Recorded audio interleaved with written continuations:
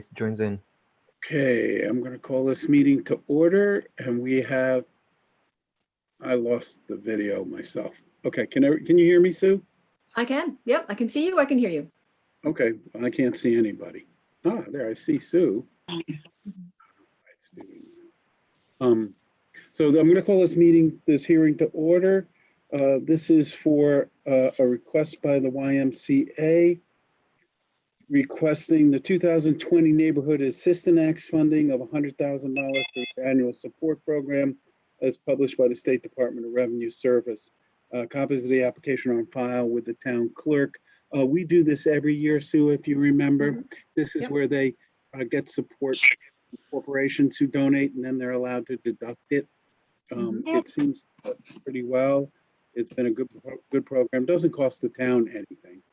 So I think we should go ahead and approve it. Yeah, my only question was, I know last year we did have someone else who applied. I believe it was Brooks Corey, who unfortunately couldn't participate because, you know, their situation with the state. Yeah. And I have no idea, but it does say maximum is allowed is 150,000. I don't know if it's appropriate for us to tell them that that's available or just continue with the 100,000. But yeah, I've talked to Marie Mazuski about this before. They know what it's available. This is what they think they can get the funding to. Okay. Because I would have no problem making it 150, but I don't want to change their request. Yep. They can always come back to us. Yep. I didn't know if they were kind of holding back, thinking if someone else applied, that they were leaving money on the table for someone else. No, I don't think so. I don't think so. We've been doing this for at least 5 years. Yeah. And this is what they request every year, I believe. All right, that's fine. So do you have anything else to say, Sue? No. Does anyone want to make public comment on this? Please raise your hand.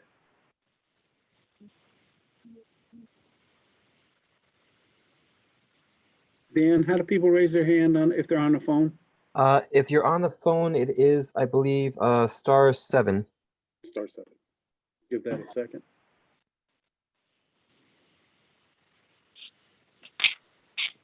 Nobody raising their hands? Okay.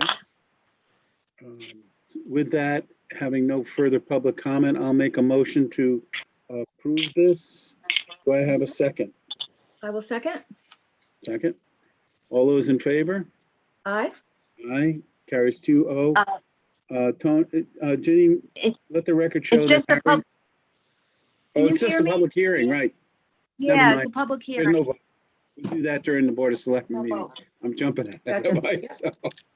Yep. Okay, so no further public comment. I will declare this meeting closed.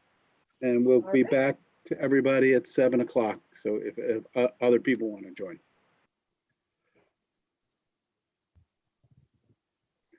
Okay, it's 7 o'clock. I'm going to call this meeting to order. Is everybody been invited in that wants to be part Yep, of it? we've got everybody in.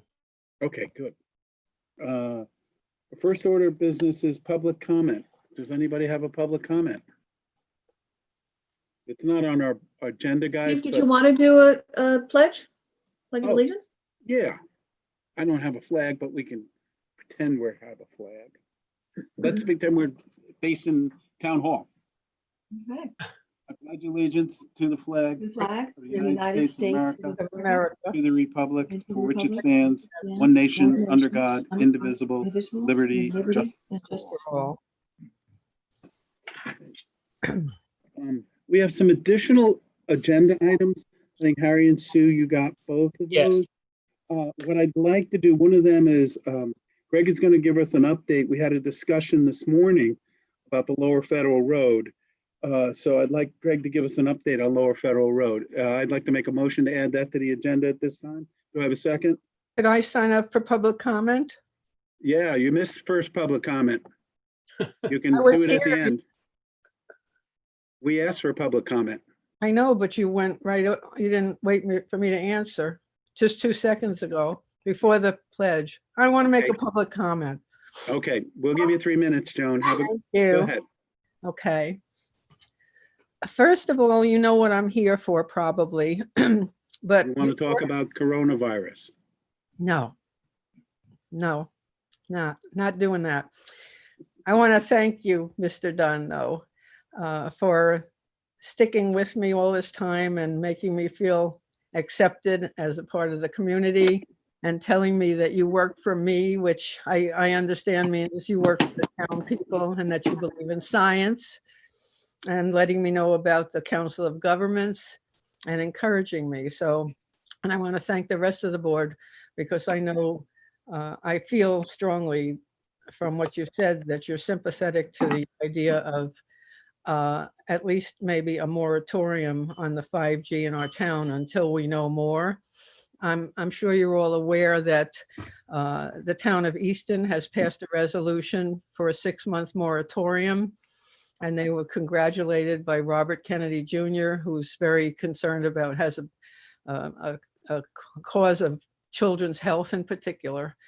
So I'm here to ask the board if we could, now that we know, now that there's been a initial action taken to stop 5G in one of the towns in Connecticut, if we could do the same and have a period of time to continue studying. Although I've sent so much information and so much research and science to you guys over the last year that I don't really think we need any more expert opinions. I think all the information is very easily available about the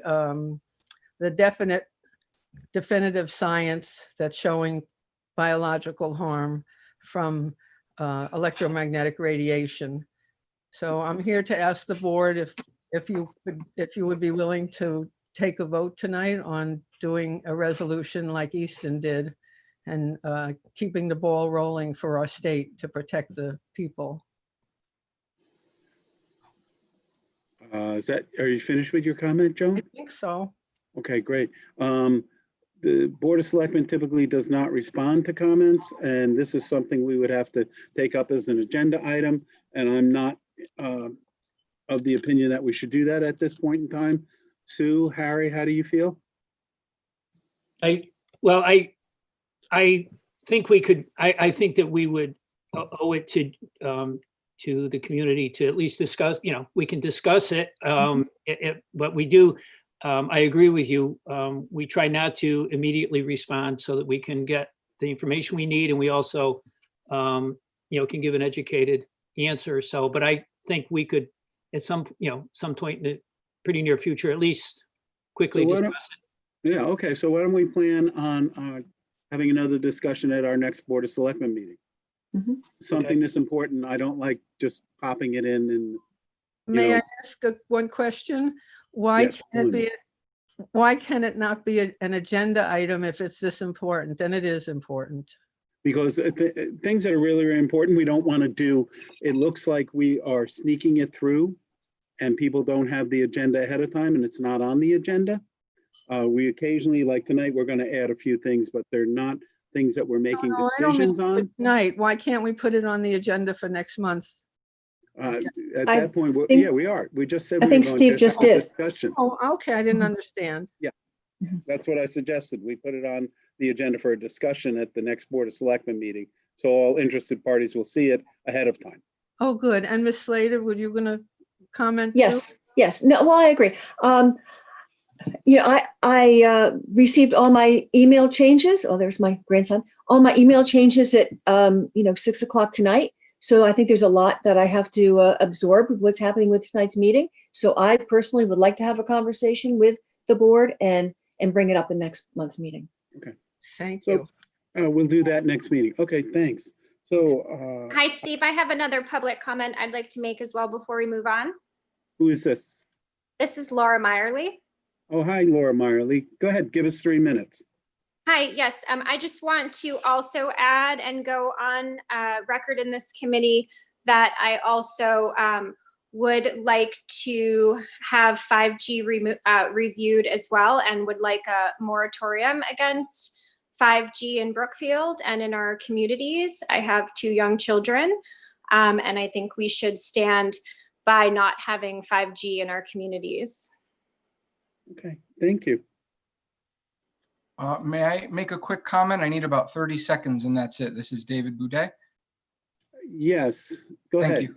I'll be very quick. I just wanted to echo Joan's sentiments. I wanted to thank you all for taking the time to listen to us speak on this issue. I've gotten some supportive messages, offline also, and I would like to convey my thanks to a lot of people for that. A couple of things very quickly. Just a reminder about mentioning 5G on the website. I know you have a lot of stuff going on, but I just wanted to put it out there again that we did have a discussion that something would go up on the site.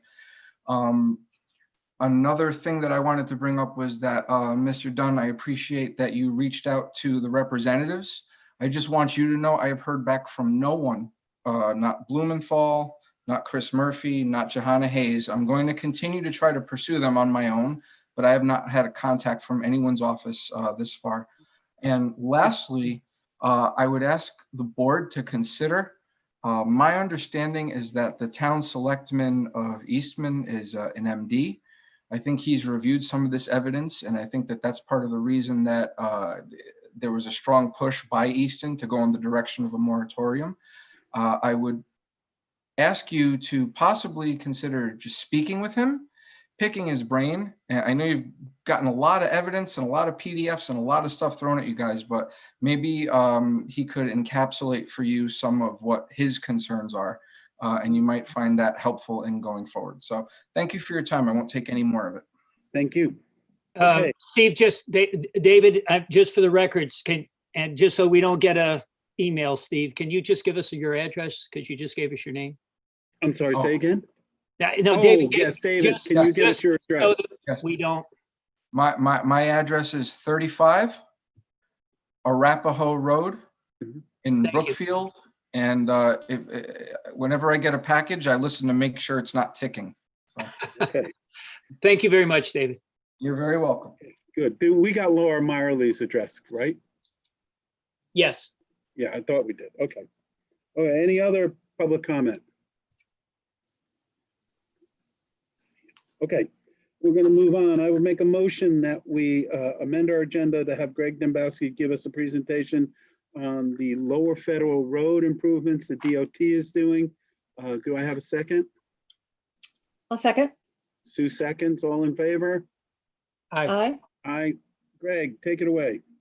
Okay, thank you all.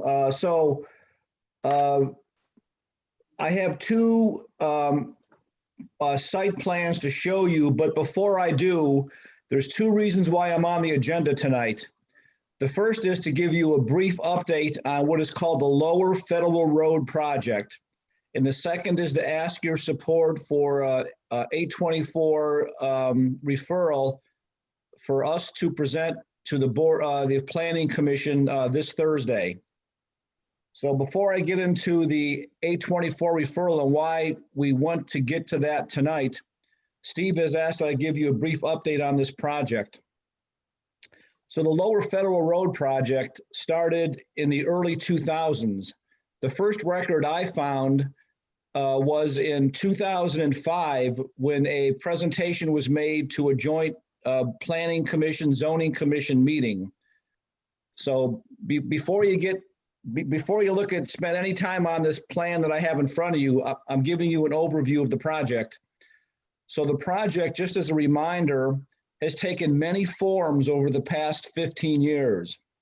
It started off by HEVCO. It was presented to the town. It got fully embraced for improving the traffic flow and reducing accidents, and was once three separate projects that are now combined into one large project. And the scope of this project goes is on Federal Road, all the way from the first driveway cut at BJ's, all the way north to the old New Milford Road entrance up there by Healthy Ways, very near Route 133. Can I just add one thing here, Greg? Yes. If you remember 5 years ago, Sue, when you and I took office, the thing that kicked off this again was Chick-fil-A. Right. The The one turn signal. Right. Go ahead, Greg. Yes. And when 5 years ago, back then, that was only phase one of a 3-phase project. Right. Now the state has decided to combine all of them and do them all at once. Mhm. So I've been assigned to be the town's representative working with the DOT on this project.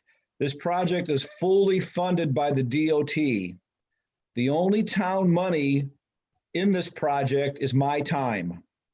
And over the past 4 or 5 years, we've had many meetings with many property owners up and down this corridor because of all of the property takings that are taking place. So what's happening with this project is basically sidewalks. And in some places, sidewalks are on both sides of the road. On some places, they're only on one side of the road. And for a small portion, they're on neither side of the road. But we're adding turning lanes at Chick-fil-A.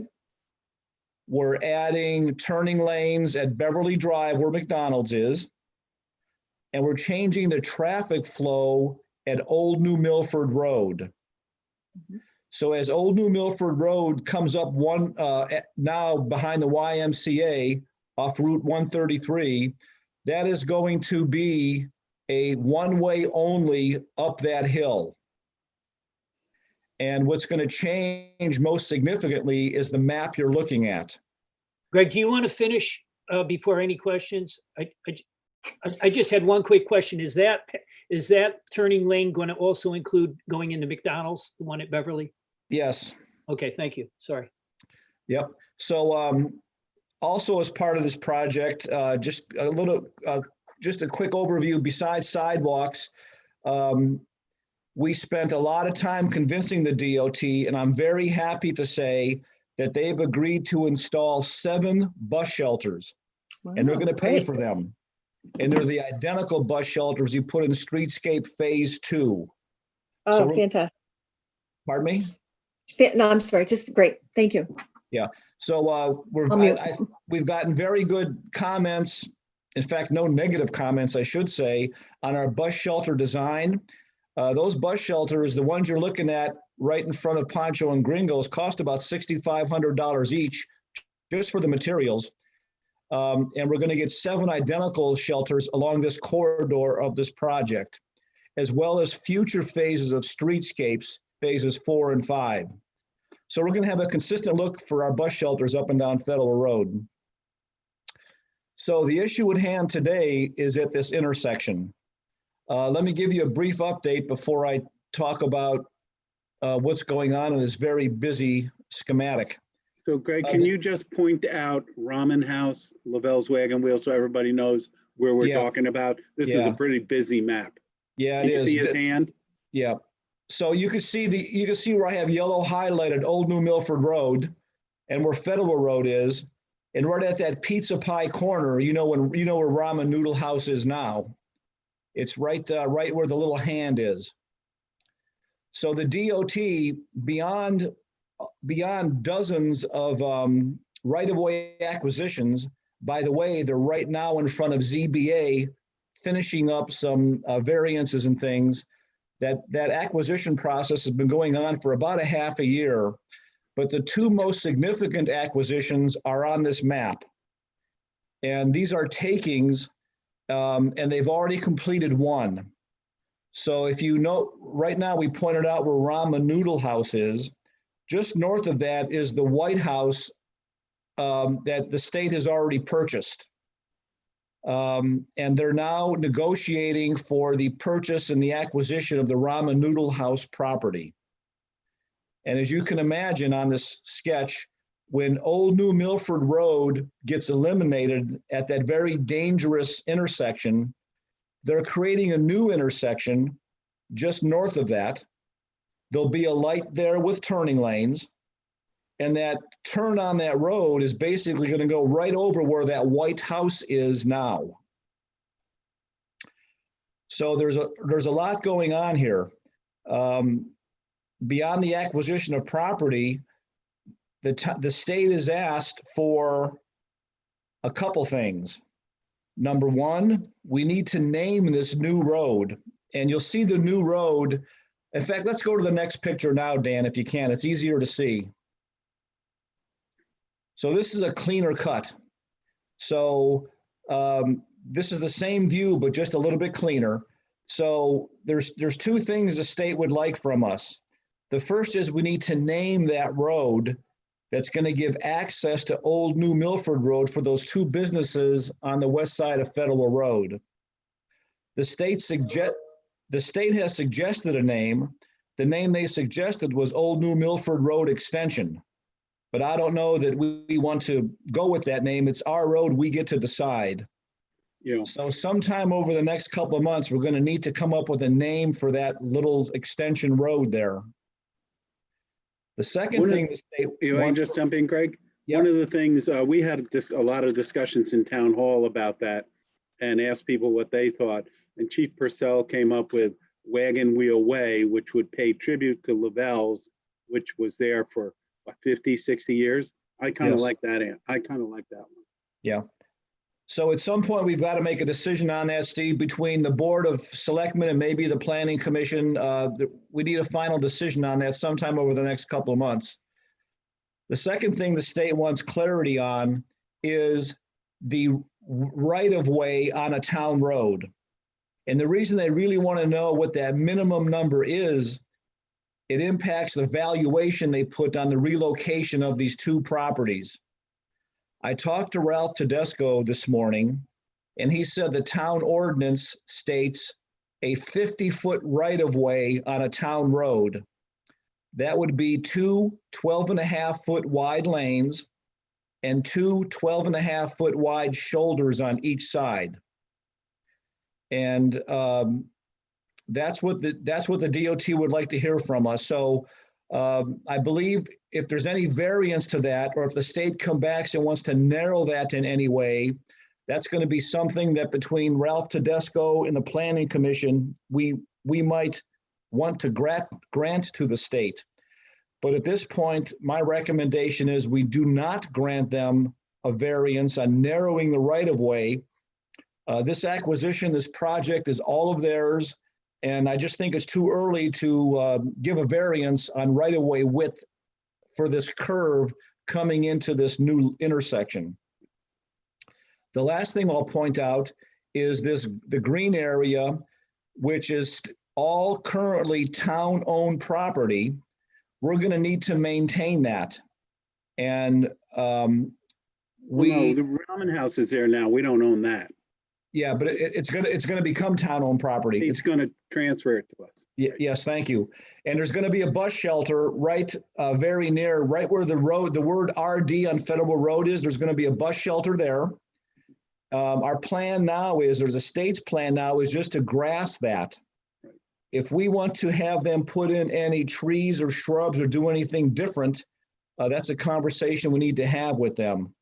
So the purpose of tonight's meeting primarily is to ask for the Board of Selectmen's 8/24 referral to the Planning Commission for their meeting on Thursday for the creation of this new road and this revised old Route 7.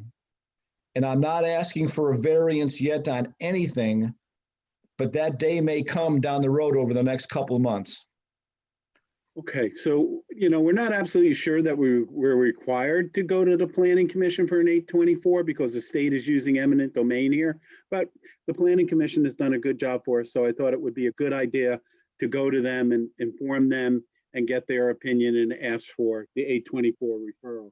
So with that, I would make that motion. Do I have a second? I'll second it. Harry seconds. Any further discussion, Sue, Harry? I'm just curious, where we are right now, are we on schedule? Is this moving up, making the schedule quicker? Or, how do we stand with when this is going to get started? This The is last right time- in line with what they said they were going to do. Right, Greg? Yeah. The last time I asked this, a bunch of things have happened in the DOT. Number one, they transitioned this whole project to a whole new group.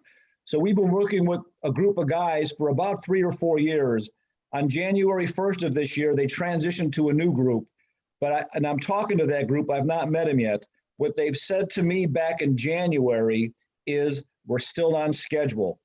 Even with DOT changes and budget cuts and everything else, this project is still scheduled for construction in 2021.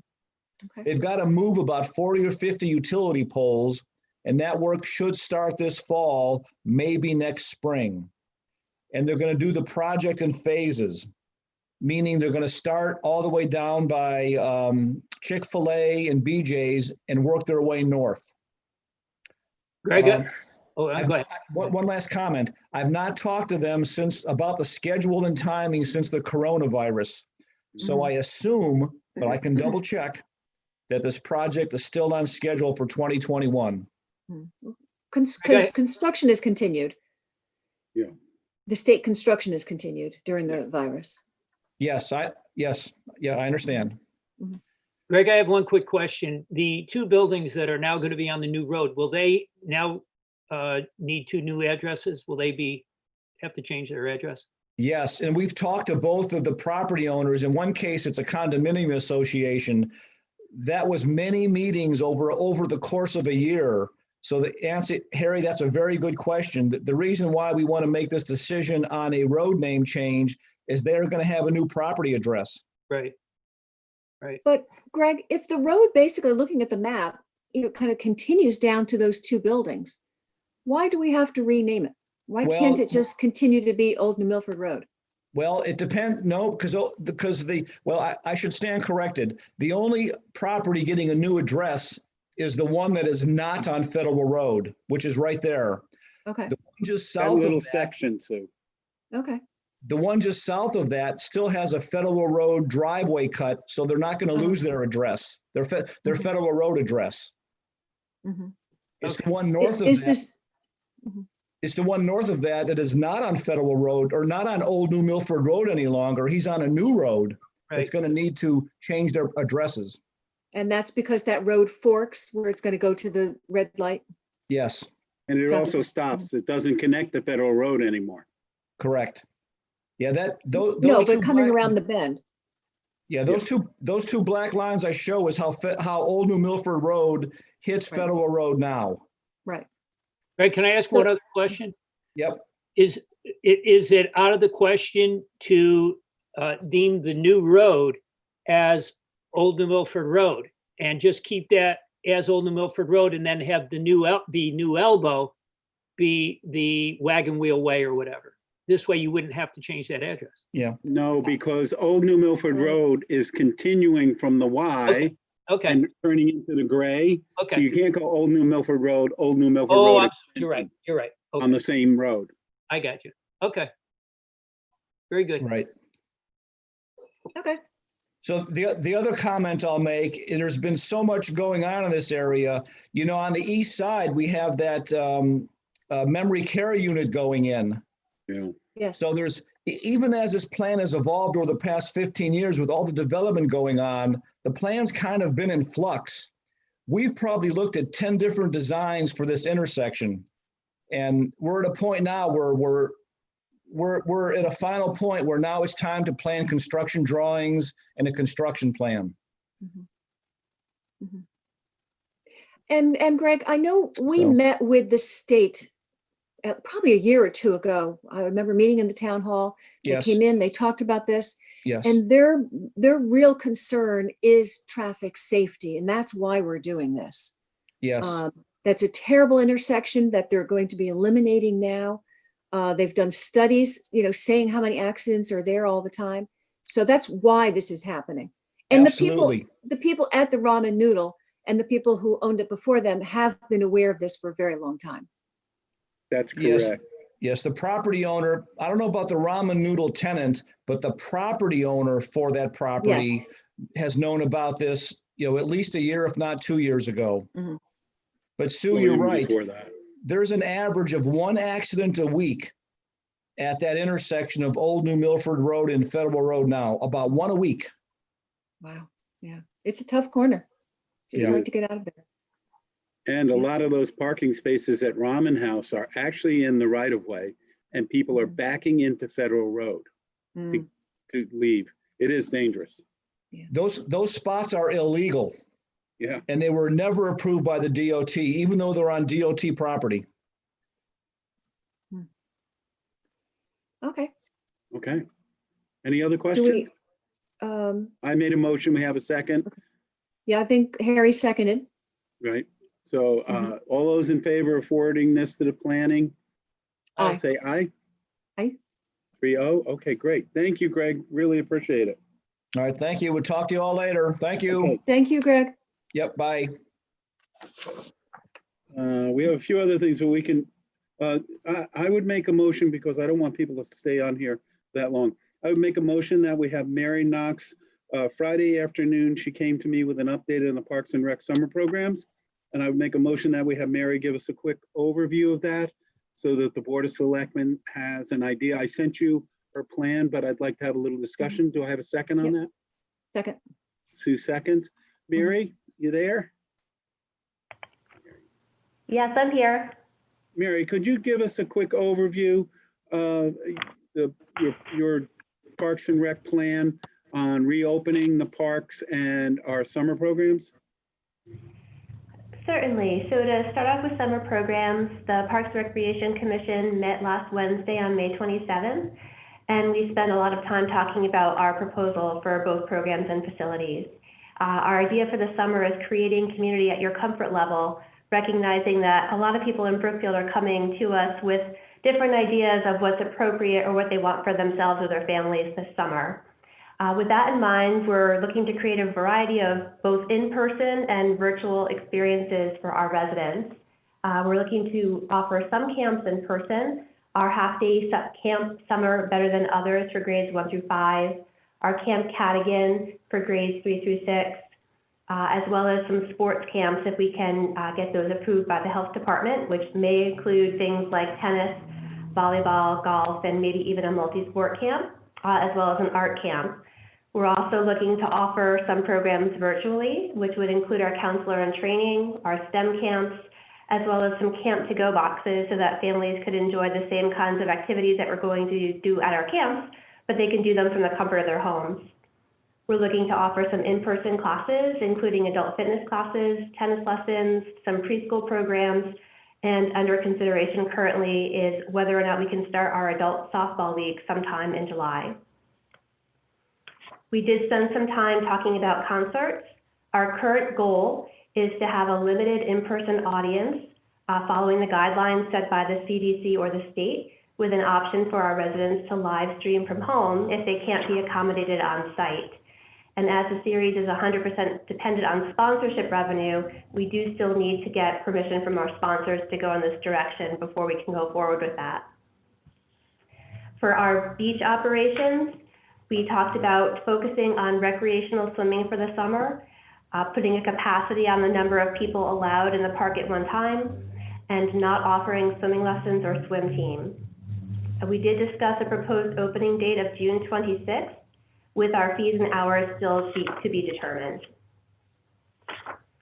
And then we also spent some time talking about facilities. We do feel that the tennis courts in town can be opened first. So our recommendation would be to focus efforts on getting the high school courts first, and then followed by the Cadigan tennis courts. We do feel like we need to put some additional signage on site to educate our residents, as well as our pickleball players, in terms of whether or not singles or doubles play would be appropriate at either one of the facilities. We're suggesting that we gradually begin to reopen our parks and our fields to non-organized, so not sports specific, but for family use, sometime in the middle of June. And then we suggest opening our parks and fields by permit to use sports, assuming that clearance comes down from the state after June 20th, and our target date would be on or around July 1st. We talked about basketball courts and playgrounds remaining closed. We're expecting more guidance on those towards the end of July, and at that time we would evaluate and revisit. We're suggesting no facility rentals at Cadigan Pavilion, the Lakeside Room, or the Town Hall Bandstand until at least August 1st. We're suggesting the consideration of a parks monitor or ambassador position, which would be a temporary position to help us monitor the parks and facilities and educate users on their expected use. And finally, we did discuss the Still River Greenway. We did discuss what a valuable community asset that is, and that we do need to start taking steps to reopen. We would suggest that our target goal would be sometime next week, if possible, on or around June 10th, and with restrictions. So some different restrictions that were discussed were perhaps not allowing dogs, not allowing running, not allowing anything with wheels such as skateboards, bicycles, or scooters at first. And the goal would be to monitor the use of the Greenway with the hopes of allowing those things or anything that's restricted after a few weeks' time has passed.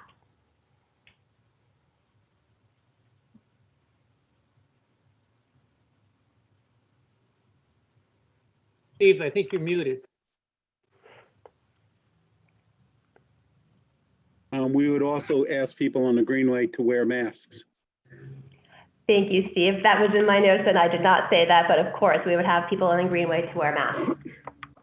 Mary, I know that we have to be cautious. I understand that. In lieu of the fact that most people are not going to be traveling this summer and they're going to be home, they're going to be local, I would assume. I would try to make it as appealing as possible. If we're going to require people to wear masks, why wouldn't they be able to run? I mean, if you have joggers out there, if they're wearing a mask, I think it's going to be difficult, number one, to jog with a mask. But if they're wearing a mask, I mean, why would we not allow them to run? I think I can address that, Harry. That path is 10 feet wide. So if you've got one person walking south and one walking north and somebody running, they're going to be within 3 feet of somebody, and they still have vapor fluid coming out of their mouth. Even if they have a mask on, it's coming out the sides. And I don't think you're going to get people to wear a mask while they're running, Right. but they're still going to run.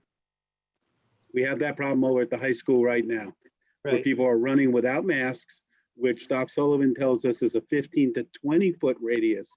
They can spray water vapor.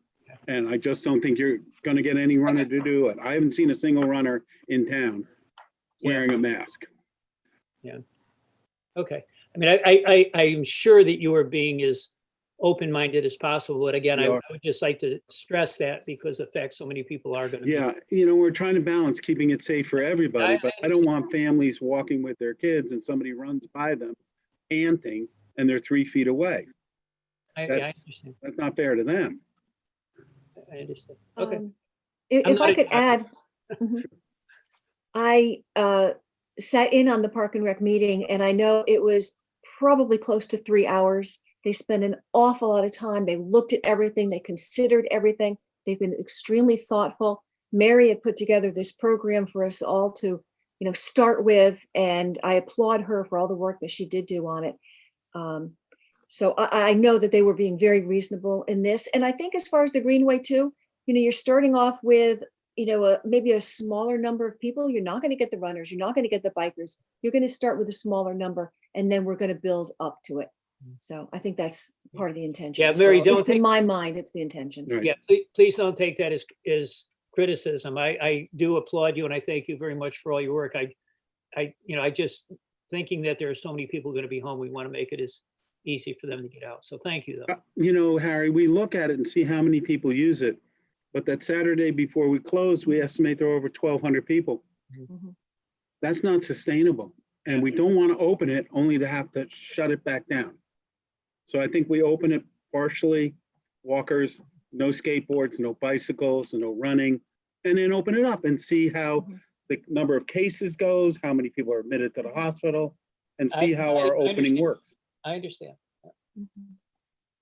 And if we're Sue, you starting, agree? if we're starting, next week, June 10th, hopefully we can do it. We'll look at it in, 10 days to 2 weeks, and Yeah. hopefully we can add to it so that by summertime, Harry, we can have more people enjoy it. That sounds like a plan. Very Yeah, I fully expect we'll probably have another Board of Selectmen before the end of the month to go over this, to get an update. What are we doing? How are we doing it? Do we need to close down a little bit? Do we need to open up? Because I do want your guys' input into this. Yeah, Does that make Fine. sense? yeah, that's fine. So I I would mean, we suggest, do have another one scheduled, but yeah, if it's a special one, that's fine. I would suggest we go ahead with Mary's plan. We'll get it to the entire board, and then we'll start publishing it out to the residents. Yeah. Everybody agreed? I agree. Okay, good, good. Mhm. Okay, thank you, Mary. Thank you. Okay, let's go back to our agenda if that's okay. Coronavirus update, we have 150. Sue, you had made a suggestion, and I'm sorry, I didn't remember this. Oh, that's okay. I was just thinking that, and maybe we can end the meeting with it, Steve. Yeah, let's rather do than that. the beginning. But I Let's do think that. just, okay, so I'll bring it up at the end. Okay. That's fine. So far, we have 157 cases reported, no new cases that we can determine in the last 10 days or so. We still have 7 deaths, which is very unfortunate. We've gotten a little more data today. 992 people in Brookfield have been tested. 17 of them, 17% about has come up positive. And I think that's right in line with other towns. We are going to have a household hazardous waste drop-off for residents from June 6th from 9 to 2 p.m. at the Newtown Public Works. Brookfield residents can go, they can drop off. All you have to do is show your license. There is no charge for that. And this is for things like paint, stains, varnishes, cleaners for the oven, swimming pool chemicals, pesticides, degreasers, dry cleaning solvents, photochemicals, chemistry sets, etc. Nothing electronic though. We do an electronic e-waste day separately. So no computers, fluorescent bulbs, motor oil, auto batteries, propane tanks, aerosol cans, smoke detectors, ammunition, fireworks, obviously. Pharmaceuticals, those go to the police station, and no medical waste, anything that's dangerous like PCB, radioactive materials, et cetera, et cetera. And all this list is on the town website. So if you want to go June 6th at Newtown from 9 to 2. And that is no cost to any resident if you want to go. Just have to prove that you live in Brookfield. The next thing is correspondence. We have no correspondence directed to the Board of Selectmen at this time, and we move on to our monthly financial report. Steve, Steve? Yes. Steve, what about coffee with the community? Yeah, right after the an Oh, announcement. I'm sorry, I missed that. Did you Coffee with the wanna- community. So instead of doing it like we usually do on a Saturday, we're going to hold that on June 22nd at 5:30 p.m. via Zoom, and that information will be available on the website. Thank you, Jenny. I missed that. Thank you. So, Marcia. You should have received the incomes, the revenues and expenses through April 30th. And we are in good shape. That it's an unusual year. We're looking at how much extra we have and not where we're going to fit all the expenses. So we're working on closing down the year right now. There are no surprises. The budget was passed. That's not a surprise, but the budget was passed. That's good news. Any questions? No questions. That's No. good. So it looks like the auditor this year is going to be coming in September. Is that right, Marcia? That's correct. Last year we had it in August and it was a little bit soon, but we were trying to work around the busy season. We've earned our spot in the premium time. And the Board of Ed had asked if we would move it to September because they have a big due date on August 31st. So they'll be they'll be working on the audit in July, doing some preliminary stuff, but not from the offices. And then we'll see in September how much they come in and how much they do from their office. Yeah.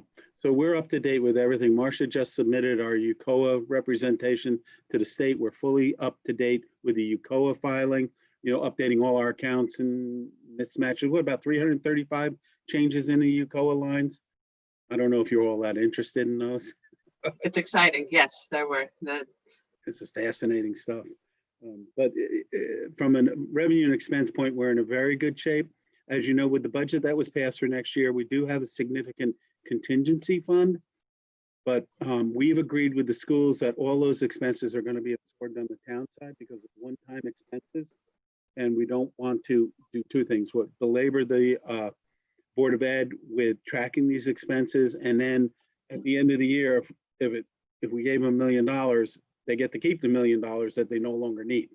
So it's just easier for the town to do it. And right now we're buying a lot of PPE equipment. First to replenish the PPE, that personal protective equipment that the schools had given the town in the beginning of this. And we need to have that back and to the schools for school opening. And then we're building up a supply of our own just in case, God forbid, this thing rears its ugly head again. So we're in good shape there. And next, any questions for Marcia? Are we good? No, fine. Okay, good. Next we have our head of our library, Miss Yvonne Check. Ms. Yvonne Check. She's going to give Hello, us. everybody. Good evening, everyone. Go ahead, Yvonne. I just wanted to give a quick update. In the Board of Selectmen April meeting, you approved creating an honorary position of Poet Laureate for the town of Brookfield, which is very exciting. We had a deadline for receiving applications of May 15th, and we received 4 applications from people who wanted to become the first ever Poet Laureate for the town of Brookfield. We have a selection panel of 2 representatives from the library and 6 very dedicated Brookfield residents. So in fact, at least one of our panelists is here tonight. We have a member of the Brookfield Arts Commission, Alex Mackay, is on our selection panel. We have someone from Brookfield Theater, Lou O'Kell. We have an English teacher from Brookfield High School, Mary Kozan. We have 3 residents from the community, Aurora Kalai, Margaret Myers, who's here tonight, and Renee Benner, and Elizabeth Odell, our reference librarian, and myself. And I'm not sure if Elizabeth is here. I see an Elizabeth on there, but I'm not sure if that's our Elizabeth. But the panel has been diligently reading through the applications. Each applicant submitted 8 to 10 of their original works of poetry. The panel has been interviewing the candidates and speaking with all of their references. And we've been having some very thoughtful conversations about the merits of each candidate and what they can bring to the arts, the art culture of Brookfield. And so we're in the final stages of our selection process. We feel really confident that in the next couple of days, we will be able to make a recommendation to this board. We hope to give a recommendation tonight, but actually we do need a few more days to continue our discussions. So we've been pleased. We had a good response, really enthusiastic about being able to bring a Poet Laureate to Brookfield. We're meeting again on Wednesday, and we'll be in touch with you shortly after that. Steve, you're muted.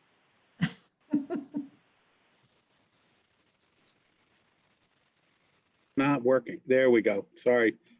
I clicked it, but it wouldn't go for some reason. Sue, any questions, concerns, or Harry? I have a question, but it's not about the Poet Laureate, Okay. but also to Yvonne. Margaret, did you have anything you wanted to say? Margaret's on our selection panel. I think you covered it well, Yvonne. Thank you. Yeah, it's been a great Can experience. you unmute Margaret, Dan? She is unmuted, but unfortunately the volume's a little bit low. Yeah, I was just agreeing with everything you Oh, yeah, we can't. said. We can't hear you, Margaret. Can you turn your volume up?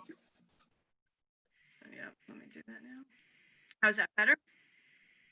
A little bit better. Okay. Yeah, I was just agreeing with what Yvonne said. Yvonne has done a great job taking us all through the process. I think it's been a very fair process, a very thorough process. So I'm looking forward to announcing the final selection, as she said, in the next couple of days.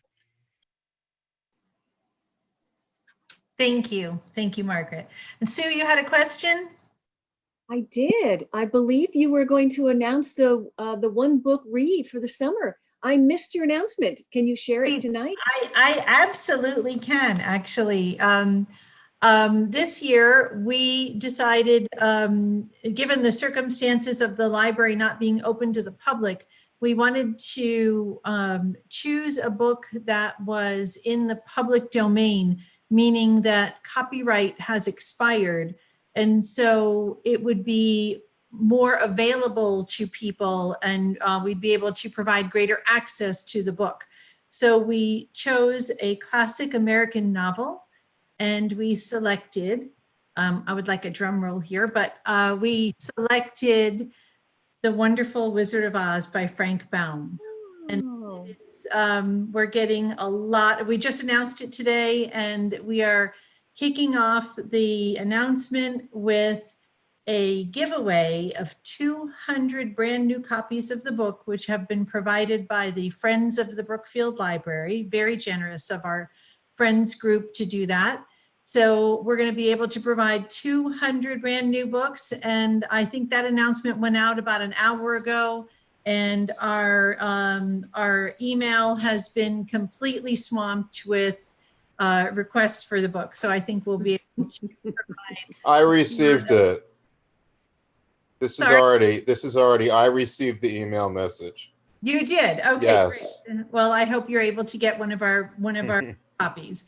Thanks. So we have some great programming. We've been working together with the schools to make sure we coordinate. All of the teachers are very excited about this selection because it really provides a lot of opportunities for them to do some great tie-ins through their coursework. So we have a wonderful culminating event that I can't wait to announce, and the details will be coming, but we actually have a curator from the Smithsonian Institute coming to give a talk that will be really great. So yeah, so that's it. Any other questions? No, that's awesome. Thank you very much. Yeah, we're really very happy about that. We have right now a town-wide scavenger hunt that is highlighting some local businesses, and we are asking people to follow some clues. We have some guest readers that will be giving clues to find these life-size cardboard cutouts of the characters from the movie version of The Wizard of Oz. So you find these characters at some local Brookfield businesses and you take your picture with them and you get entered to win another contest. So the whole community involved. Typically asking for help from local businesses for library programs, but given the circumstances, we decided to sort of flip that model, and we decided to see how the library could go and help the businesses. And so we came up with this idea of a scavenger hunt to sort of bring attention to some small local places, and a lot of people are really excited about it. So go find your Wizard of Oz character. Great. Thank you, Yvonne. Thank you, Yvonne. Okay, thank you. New items, the fiscal year 2021 Connecticut DOT State Matching Grant Program for HART.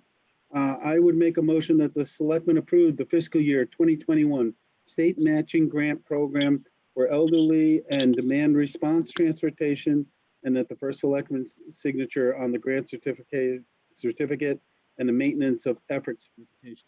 We do this every year. It's for a HART Transit, where we approve this and then they get the grant. So do I have a second on that? I'll second. 2 seconds. Any questions, issues, concerns? Nope. All in favor? Aye. Aye. Carries 3-0. Okay. 3-0. Then we have on updates. I would make a motion on the Neighborhood Assistance Act that the selectmen approve the 2019 Neighborhood Assistance Act program proposal submitted by the Regional YMCA of Western Connecticut as published by the State Department of Revenue Services. And we had a hearing on it tonight at 6:45. Do I have a second on that? Somebody Can I please ask Harry to second that? Harry, you want a second? Sorry, guys, I put myself on mute. Yes, I would second that. Second that. This is for so that the Y can receive up to $100,000 in assistance. There's no cost to the town. We've done this every single year. They make this application, and it's for the Y. It's a good program, and given all the difficulties they're going through, I think it's a good time to do it. Any discussion, questions on that? When it comes to the vote, I'm actually going to recuse myself under the Okay. recommendation of the town attorney, only because I have a business relationship with the Regional Y. Okay, that's a good idea. I don't think it would be a problem, but in an abundance of caution. I'm hoping it's not going to be a problem. So All those in favor? Aye. Aye, carries 2-0 with Sue recusing herself. Okay. Thank you. Town budget update. We talked about this a little bit. The Board of Finance did choose a budget. It will be a 1.76, I think, increase in the mill rate. They worked really, really hard on this. They spent literally a couple hundred hours working on this, meeting every single week. It's you know, it isn't as much as we want for the schools, I think, but it's a responsible budget. It does have a lot of contingency funds in it because I think we're going to continue to see contingency funds. Supposedly we're going to get funded 100%, and they just changed the rules. The state got $111 million to help towns and the state with the coronavirus, COVID-19 work through. And they originally said, the state said they would use that to give us for all of our expenses. And then they had a light bulb went off in Hartford and said, wait a minute, everybody's covered by FEMA, and FEMA pays 75%, so we'll pay 25%. So it looks like all our COVID-19 related expenses will be covered 100%.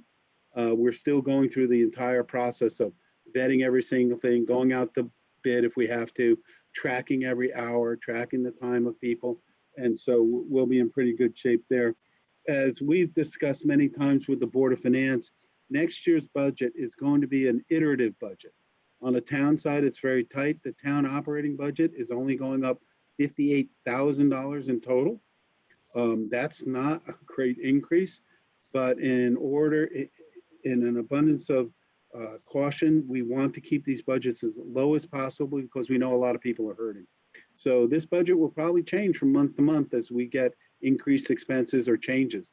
The one good thing I think we can say about this budget is, and I was very much for this, we did not use a single penny of our general fund to fund this budget. Shelton used $8 million of its general fund to get a 0% increase.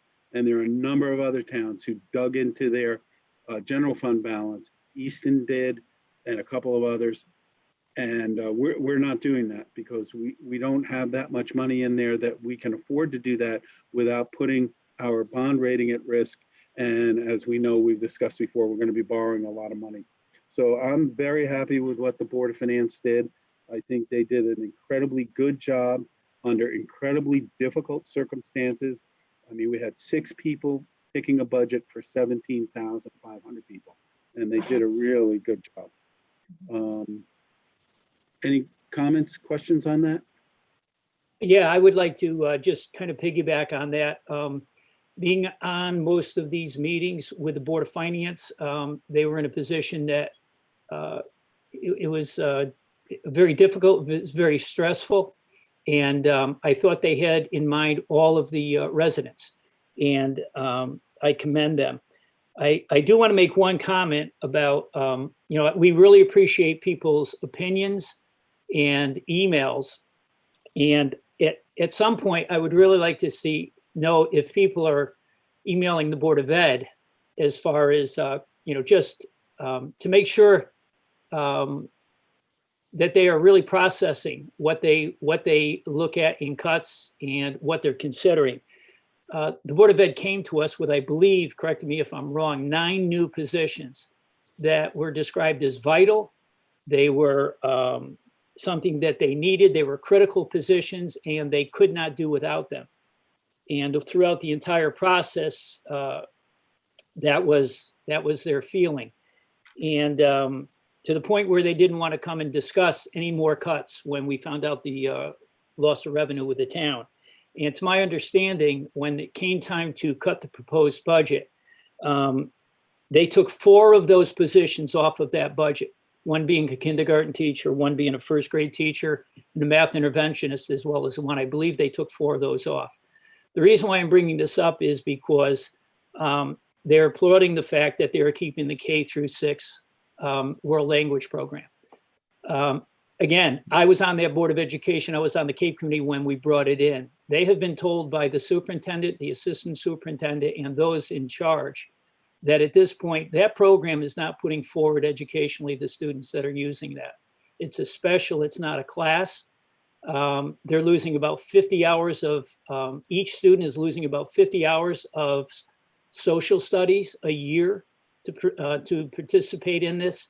And at the end of the 6 years, they're basically no more advanced in Spanish than a person coming in from out of district, at the tune of $418,000 a year. So over the last 6 years, we've spent nearly $2.5 million on a program that not only is not furthering the kids' education, it's actually deterring it, because we're now in a pretty tough position with social studies. So I would like the residents to talk to that, about that with the Board of Education, because if they're willing to lop off 4 critical, absolutely essential positions to enable to keep a program that basically they have been told by the administration is not working, that's a real red flag for me. And I was very disappointed that, not disappointed that they cut it, but disappointed at how they are looking at what is essential and what is not essential. And I'm sorry to be a downer, but I would like the school parents to understand exactly sometimes how are they making decisions. So I'm sorry to be a downer, but I felt that need to be said. Okay, thank you, Harry. I appreciate your comment. Sue, do you wish to add anything? No, I mean, to Harry's point, certainly everyone could, write to the boards and let them know their opinions. Of course, as everyone knows, we can't tell them how to spend their money. So, it's up to them. And I'm sure everyone has their opinions, so. Yes, they do. I agree with you. And I am not telling him to cut a position. What I'm asking for is, are they basing their opinions on their decisions on their opinions and not on fact? Because, you cannot make decisions based on what your personal opinions are.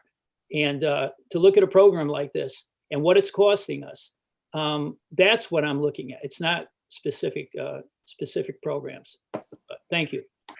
Okay. I would like to add an item to our budget. I'm sorry, we've got 6 of these that came in late. We have the state, Governor Lamont has asked each town to appoint a long-range recovery coordinator. And this person or persons that we appoint would be in charge of determining basically if there are any unmet needs in the town and how best to address them given the COVID-19 pandemic.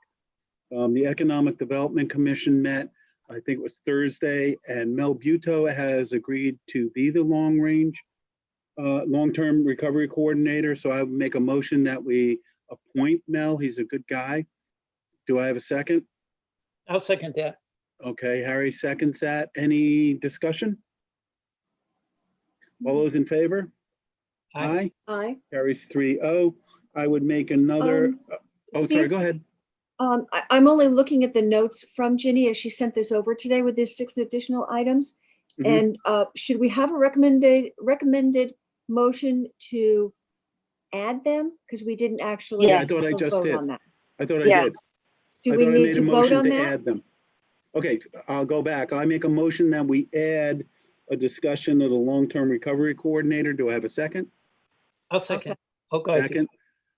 I make You a go, motion Harry. that we appoint Mel Buto. Do I have a second?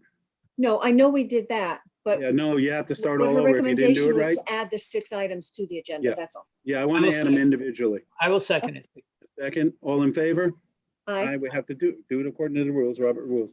I would make a motion that we add an item to this agenda for the Long Island Sound Futures Fund Grant application. Do I have a second to add it to the agenda? I'll second. Second. For discussion, Alice she came to me this afternoon at 4 o'clock. She wants to apply for a grant that will allow us to do a full design study. Oh, hi, Alice. You're here. Why don't we let you give us a quick overview of it? Yeah, we've been working, Ralph Tedesco and I have been working with Housatonic Valley associates who oversee stormwater and other materials that are going into the Still River. They're making great strides to clean up the Still River, going all the way down to the Sound. And they came up with several projects that they thought would be good projects for this grant, this Long Island Fund. And the one that met all the criteria was our very own Brookfield Public Works along the Still River. And what they did was we worked together to make a plan to create kind of a detention basin and some swales, et cetera, along the Still River. So when salt and other things come from Public Works, it's not just sheet flow across all that parking area and into the river.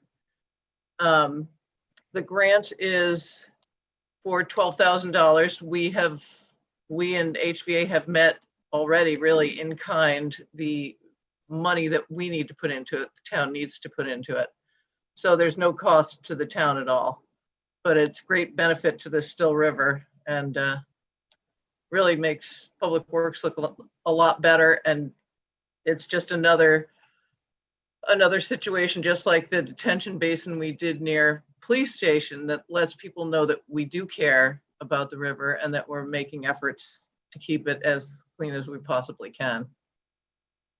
Alice, is there any need, or would it be possible if any of the residents, maybe contractors or people in that type of business, to be able to volunteer? Is there any need, or would there be any room for if people in town would want to help, in that? Or if we get the grant, yes, I think HVA gets volunteers. We've had them. They get volunteers from Danbury schools. They're kids that want to work in environmental sciences, and those kids have come over and they helped plant around that detention basin over near police station. But yes, I think there is an opportunity for that if we do get the grant. Good, thank you. Mm-hmm. But Alice, this is for the design phase first, right? It's for design and implementation. Okay. Any other questions, issues, concerns, Sue? No? Thank you. Okay. All those in favor of applying for the grant, say aye. Aye. Carries 3-0. Thank you, Alice, for bringing that grant to us. Thank you. Yes, Okay. thank you. I've got one more item on this. I would make a motion that we add a discussion of the settlement agreement between the town of Brookfield and Brookfield Police Department Employees Union, which you were sent a copy today. Do I have a second? A second? Second. For discussion purposes, we came to agreement with the police union for I think a very fair contract. There was some give and take on both sides, but we've come up with a 6-year contract, which is very unusual. So we won't have to do this again. We're going to know what our costs, at least from a salary standpoint, are for the next 6 years. The union did give up some things and agreed to changes in workflow and staffing and things like that that were important to the town. I think the most significant one is they did agree to the new pension plan for all new hires, which will save the town a lot of money in the long run. I think it's a very good contract, and I would make a motion that the Board of Selectmen approve it. Do I have a second? I'll second. 2 seconds. Any discussion? No, I know you put a lot of time into this, so thank you for all your efforts on both you. sides. Harry? Yeah, yeah, I will. I'm fine. You're fine with it? Okay, all those in favor? Aye. Aye. Carries 3-0. And I should have done this in announcements, but can I please add a small announcement? Do I have a second to add an announcement? Second. 2 seconds. Oh. We got an incredible letter today from Cornell Memorial, and I'd like to read it to you because it's really shows some great things about the town of Brookfield and its employees. It says, "Good afternoon, First Selectman Dunn. I would like to take the opportunity to compliment the staff of the Brookfield Town Clerk's Office on the wonderful job they have done operating their office throughout the COVID-19 pandemic. It has been a pleasure working with them, as it always is, and I feel that they have done everything possible to make securing the permits and paperwork that we need as easy as possible during a very difficult time.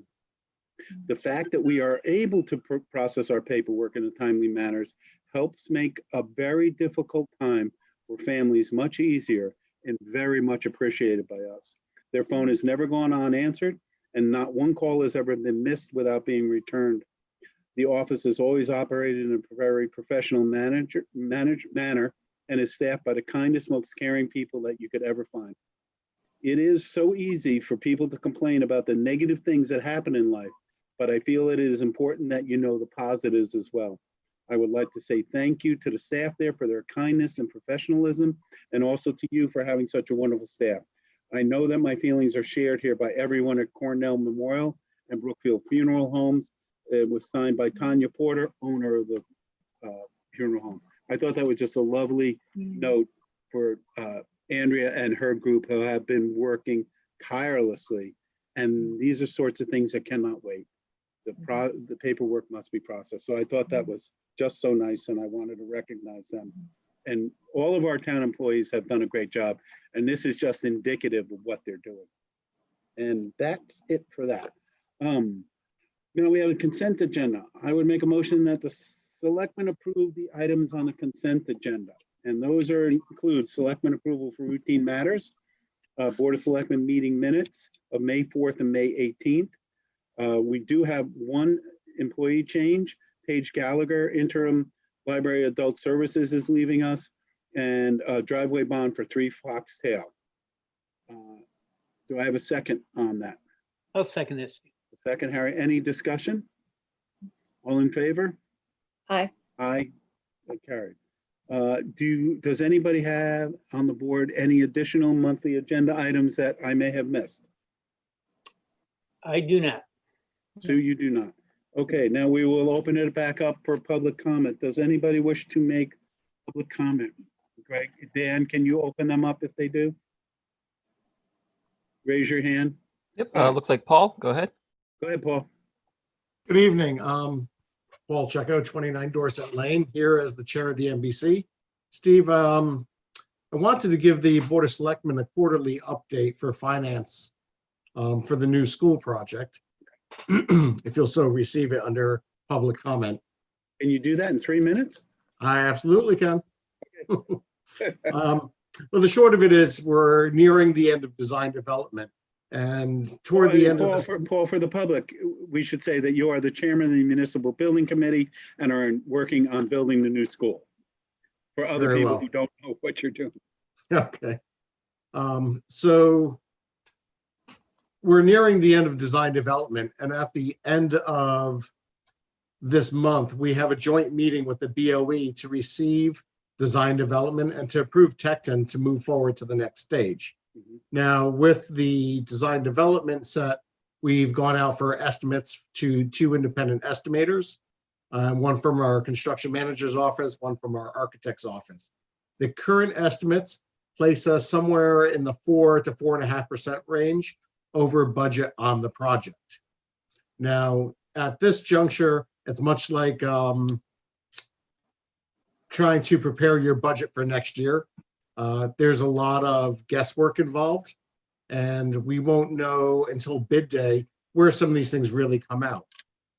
Though the project is between 4 and 4.5% over on the projected overall budget, there's contingencies that we have built in, such as a 3.75% construction contingency for the design phase that hasn't been applied, and there's also 2.75% escalation. So from the NBC side, we're within striking distance. It's not an overage, which is alarming at this point. We are taking measures to, I won't say trim back, we're taking measures to find deficiencies on the site, maybe lowering the building. So we have some structural fill that needs to be put underneath. And measures such as this, when you have a building that's 150,000 square feet, removing 6 inches of soil is a lot.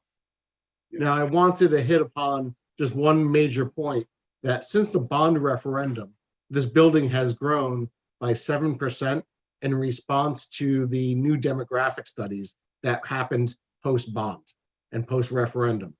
Right. So at the time of bond, we were at 138,000 square feet and 8 classrooms per grade. The new demographics seem to project that we will need 10 classrooms per grade level, and we will need somewhere around 148,000 square foot building. That 10,000 square feet of building, approximately $400 per square foot, relates into that $4 million or that 4%, that 3.5% to 4%. So I just wanted to put that out there. That really is the driving factor at this point for where the estimates are coming in. Again, we're looking to find those efficiencies to tighten this up as we near the end of design development. So the MBC would like to proceed forward with design development, moving the architects into construction documents, but taking a measured stance at this point so that on bid day, if there is some adjustments that need to be made, we could do that at that time. Paul, we discussed this, but I'd like to bring this up just briefly, is Sure. that one of the big drivers on this 4 to 4.5% is the fact that we're increasing the size of this building to meet the new demographics, which we only Yeah. found out about. Correct. That's the single largest driver here. There's nothing else which is that we're looking at that really points to, hey, this is an unforeseen cost. That's the single driver. Okay. Steve. Go ahead. Paul, yeah, listen. First off, thank you very much for all your work and for all you do. In your experience, Paul, do most municipalities who are going to take on this type of a project, do they base the size of their building on the projected demographic, which is pretty immediate? It's not really looking down in the future. It's to me, I think you're talking about pretty immediately, we're going to need this, rather than what taking into consider, well, what's going to happen in the next 3 or 4 years or 5 years or 6 years. I mean, are we building a building that's we're just going to be able to fit it? Demographic studies, Harry, if you recall from your time on the Board of Ed, are a projection from today out 10 years. And there's requirements on the state level from OSCGNR that we need to look at what our highest data point is throughout that period. And so is that what this number projects, that highest? That's what the reflected number and the revised design reflects. Okay, Yes. good. And I think people need to understand this. So, because I don't want people thinking we're just building to today, so. No, we're building for the future. We all talk about COVID-19 and being an architect in schools now. We're all looking for a bubble class in 5 years, believe it or not. And you laugh, but it's going to be coming. Yes. And I think, we have all, and I think everybody's been behind this for the last 5-6 years, that we do not want to come up with a huckleberry value engineered down to the last penny that the building didn't meet our requirements from the start. We want to build a building that will be there for 40 years and support our children and support our families and our community. And the least expensive time to do it is right now. Adding, moderating, changing. I'll give you a perfect example. Town Hall is supposed to have central air and AC, and central heat and AC. We've got these Motel 8 units in every office. They 2 or 3 fail every single year. They cost a fortune. They're really loud. We would have saved the cost of them probably, I'm guessing, 10, 12 times over if we didn't have to value engineer, the HVAC in Town Hall. I think we need to look at this very carefully. I know I've been talking with Paul and the NBC very closely. They're doing an excellent job. The biggest driver here, and we want to remember this, is the fact that we're going from 8 to 10 classrooms. And I think we really need to look at that hard.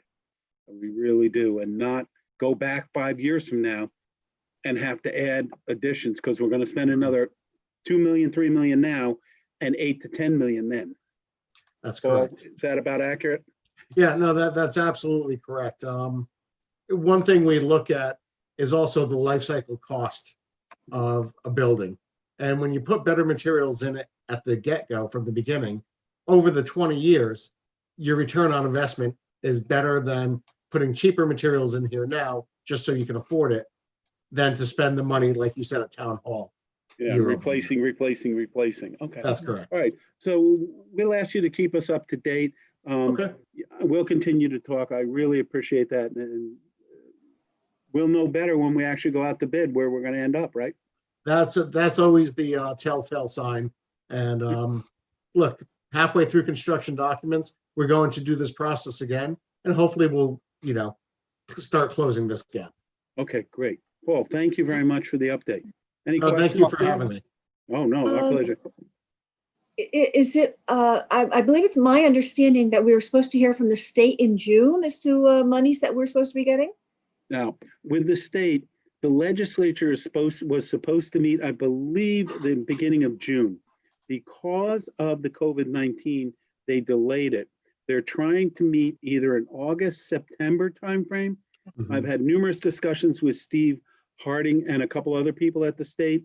And originally, Steve and I were worried that when they do have a shorter session, which is what they call it, the shorter session, that he didn't see the approvals for the school building grants on the agenda anywhere. So we went back and forth and back and forth. And Steve has now assured me that when they do have that meeting of the legislature, it is on the agenda, and we don't see any reason why it would not be approved. Because then we're right, if that doesn't get approved, we're really up the creek in a sense. We're gonna have to rethink everything. Yeah. And am I wrong in remembering also that the monies were really monies that were put aside already before we had all of these issues? They do it ahead of time? Oh, yeah, they do. They put the money ahead. They put the money away well in advance of the time that we would need it. Well, I think we're number 1 or 2 on the list, right, Paul? Yeah. I No, mean, that's correct. we scored incredibly high. But if the legislature says, oh, it's a terrible year, we're having shortfalls, we're not going to do it, the chances of that, I think, are very slim. Because although we only get about 21.5% for school construction, there are places like Bridgeport and Hartford that get 80%. And they would be devastated if they did not get their building funds. So I'm pretty comfortable that this is going to go forward and we're going to get those funds. It hasn't been officially approved, but I don't worry and not get sleep at night about it. So you're thinking more of an August, September timeframe? Yeah, it's when the legislature actually does get together. Okay. I don't know. I guess they haven't heard about Zoom. Thank you again, Paul. Thank you again. Have a great night. Okay, you Thank too. you, Paul. Are there any public comments? Would anybody like to make public comments? Press *7, I believe, on your phone if you're just calling in, or just raise your hand if you're online. Do we have anybody, Dan? I do not see anybody with a hand up at the moment. Okay, if we don't have anybody there, I will entertain a motion to adjourn. I'll make a motion. Oh, did you want to do that, Sue? I didn't want to take your thunder then. Oh, it's not thunder. It's, no, I just, in thinking of tonight's meeting and everything that's going on, in our community, in our country, in the world, I had wanted to perhaps begin our meeting with a moment of silence, just to consider, the families in town. We've had 7 that have lost members of their family to COVID. We have everyone who's doing their part to stay home and quarantine, and it's getting frustrating and it's hard, and we all need to kind of dig in a little bit deeper and, keep doing what we're doing. I really want to commend our students for all the consideration that they're putting into the changes of their graduations, whether it's 8th grade or high school or college. I mean, really commend these young people who have to go through and not have our grad party. It's sad. So I just want to be able to take a time to think about those people. And of course, just we're a hurting country right now. There's a lot going on. If you can't get away from it on the news, there's a lot of people who feel that they're not heard and not understood. And so maybe rather than, having started with a moment of silence, if we can just go tonight and just, think about everybody and have a moment to consider them. That's all. I think that's a great idea. Why don't we do that?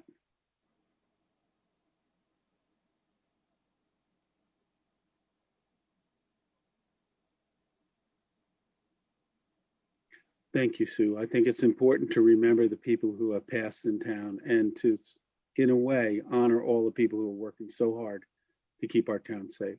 Mhm. Do I have a motion to adjourn? I'll make a motion to adjourn because I think Harry's muted. Harry, do you second? Just wave your hand. Harry motions second to adjourn. All those in favor? Aye. Aye. Thank Okay. you, everybody. Really appreciate Stay it. healthy. You too.